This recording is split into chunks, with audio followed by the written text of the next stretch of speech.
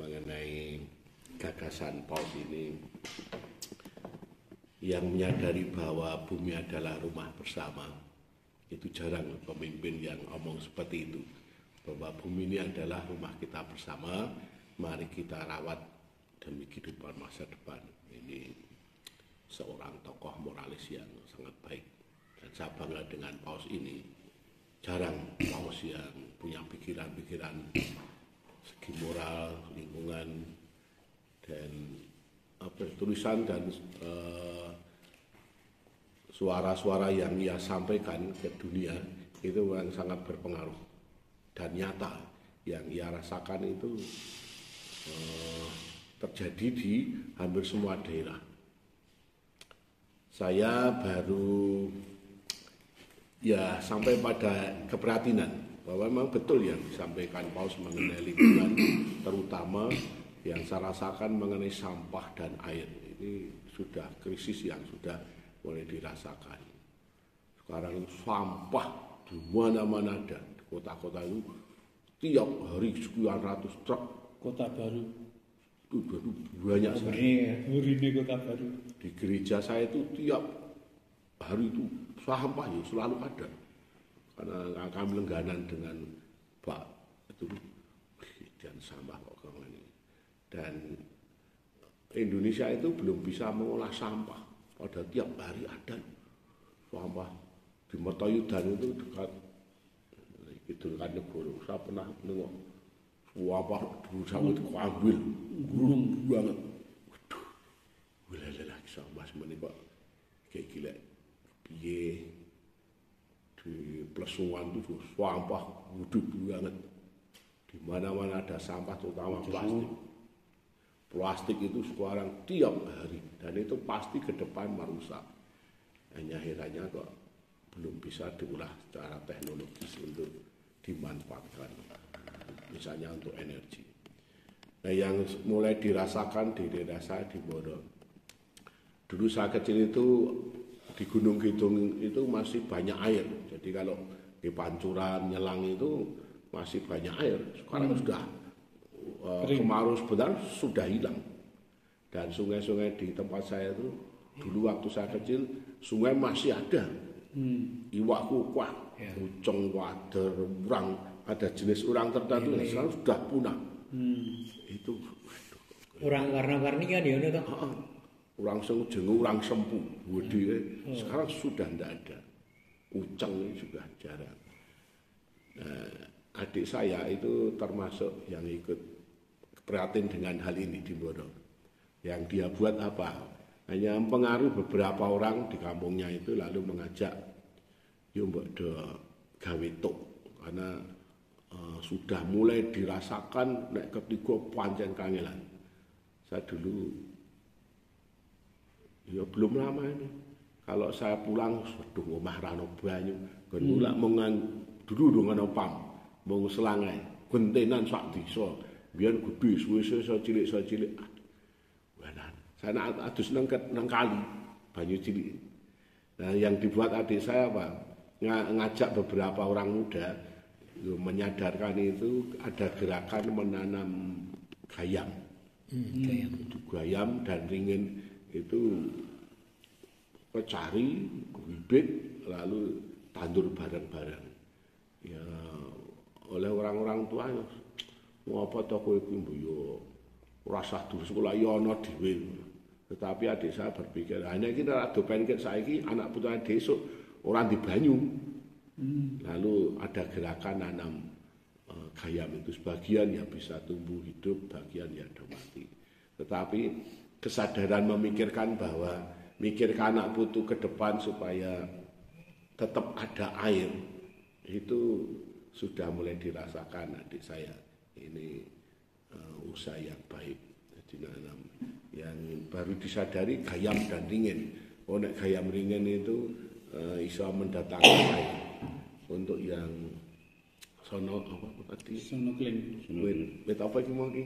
Aren. Itu mah adik saya belum mudeng. Itu malah godongnya orang kita biar. Itu ya besok tak dunung. Ini betul kalau soal air keprihatinan. Tetapi sekolah sekarang di Boro itu begitu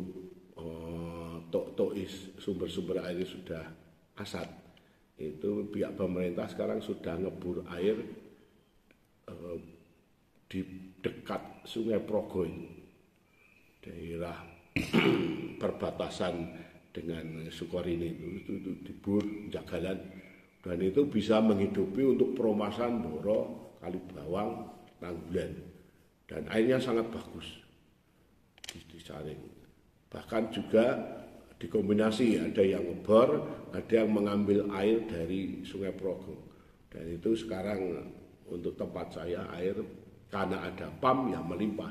Tapi sumber-sumber air yang di pegunungan yang dulu masih panggah itu sekarang mulai hilang.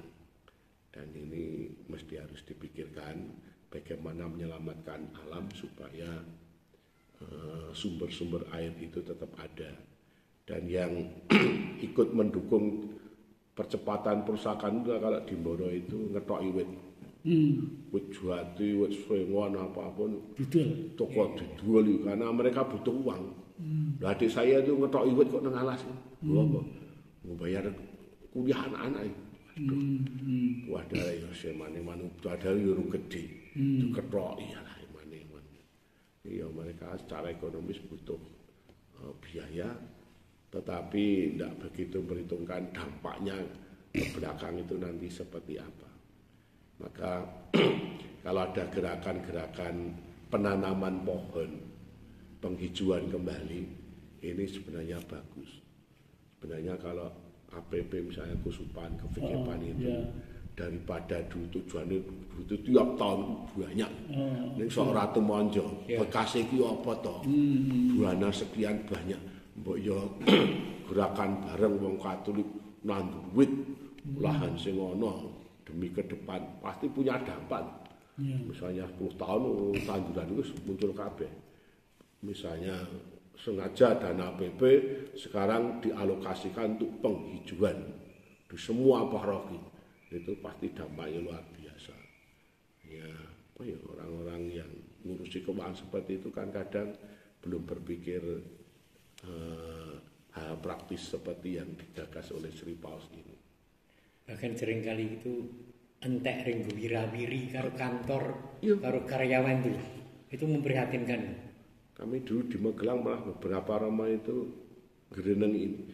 Piye to Kuspanake dhewe iku dana PP ratusan juta tiap tahun ada, ning kok ora ana tilase. Misalnya dulu kami contohkan Romo Brenthaler di Boro. Ya kan Romo dari Jerman atau mana? Tugas di Boro. Terus piye ngangkat ekonomi Boro? Yang dibuat apa dari segi ekonomi? Nggawe tenun. Tenun Boro itu ya hasilnya sebenarnya tidak begitu banyak. Tapi bisa menghidupi orang Boro, do nyambut ekono, iso nyekolahke anake, do dadi guru, do iso kuliah. Itu karena romonya waktu memikirkan segi ekonomi. Ya kalau dihitung dari batine ya limit sekali. Tetapi gagasan bahwa gereja tidak hanya memikirkan soal rohani tetapi soal ekonomi, ini kesejahteraan. Ini Romo Brenthaler di tahun-tahun seperti itu, tahun 70-an, 80-an sudah berpikir seperti itu sangat bagus. Maka ide-ide para Romo untuk memikirkan ke depan itu ya memang sebaiknya dimunculkan. Toh misalnya kalau APP itu kan ada dananya. Kalau bisa dirumuskan, ya saiki gerakan ini, kabeh umat didenungke, disadarke, lalu ada dananya atau ada, itu pasti punya dampak. Karena banyak daerah-daerah misalnya Batu Wonogiri itu kan banyak tanah tandus. Kalau tidak hanya nanam jati tetapi tanaman yang bisa mendatangkan air, syukur ada menghasilkan buah, itu kan sangat berguna ke depan.